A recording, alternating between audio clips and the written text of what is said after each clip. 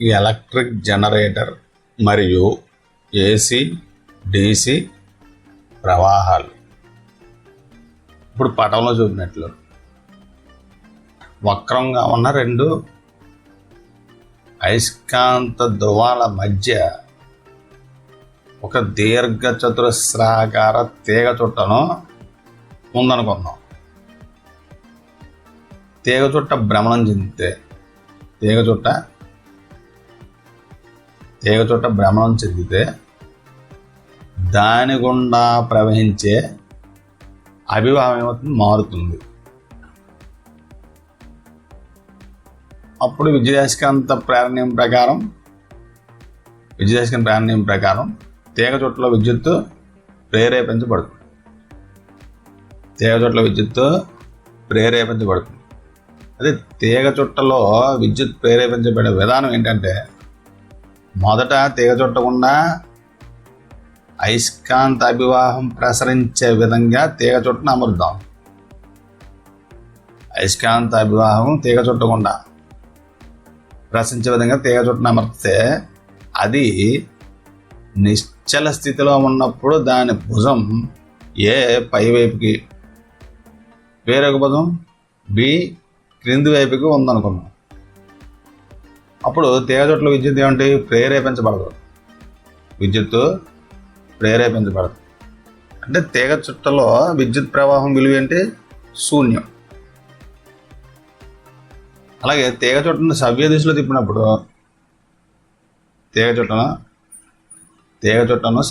తిప్పినప్పుడు దానిలో ప్రేరిత విద్యుత్ ప్రవాహం ఏర్పడి ఏ నుండి బికి ప్రవహిస్తుంది. అంటే తీగ చుట్ట మొదటి పావు భాగం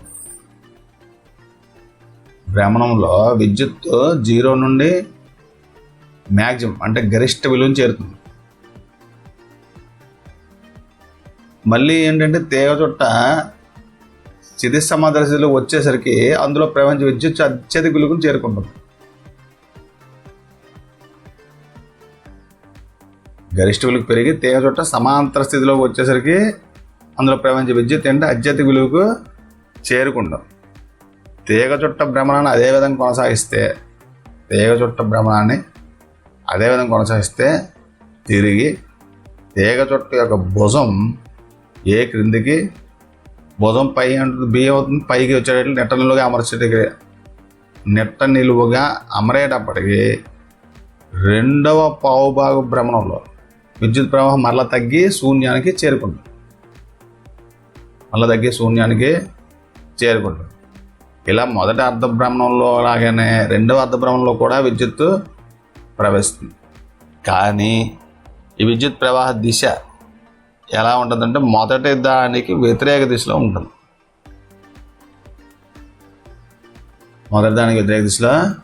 ఉంటుంది.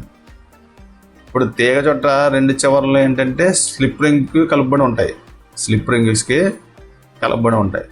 స్లిప్ రింగ్ అదిం బట్టి వాటి నుండి విద్యుత్తును పొందే విధంగా రెండు బ్రష్లు కూడా అమలు ఉంటాయి. అక్కడ ఈ బ్రష్లను టెలివిజను, రేడియో వంటి విద్యుత్ పరికరాలు కలిపినప్పుడు వాటి గుండా విద్యుత్ ప్రవహించడం వల్ల అవి పనిచేస్తాయి.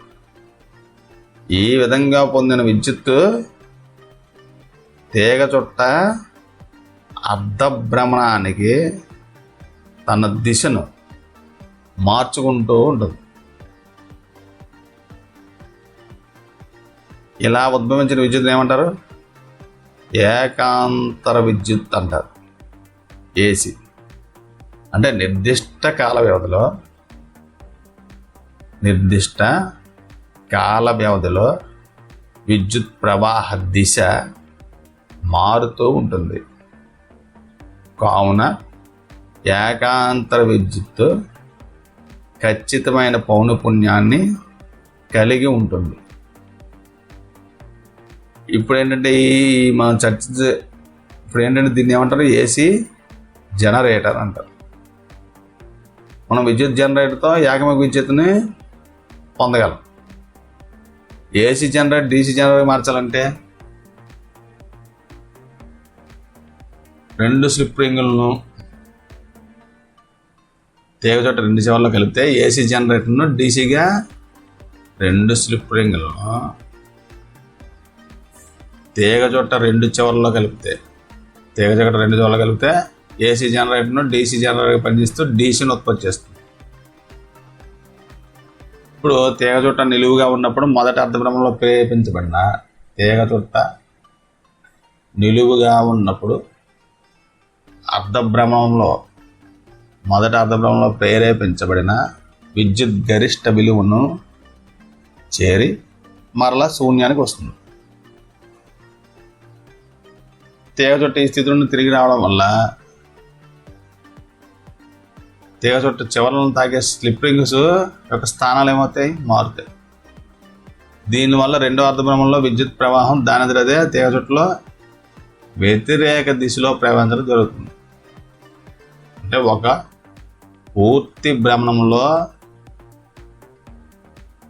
పటంలో చూపిన విధంగా తీగ చుట్ట రెండవ అర్ధ భ్రమణంలో విద్యుత్ ప్రవాహం మొదటి భ్రమణంలో డీసీ విద్యుత్ లాగానే ఉంటుంది. జనరేటర్ యాంత్రిక శక్తిని విద్యుత్ శక్తిగా మారుస్తుంది. ఇది ఏం చేస్తుందండి? యాంత్రిక శక్తిని విద్యుత్ శక్తిగా మారుస్తుంది.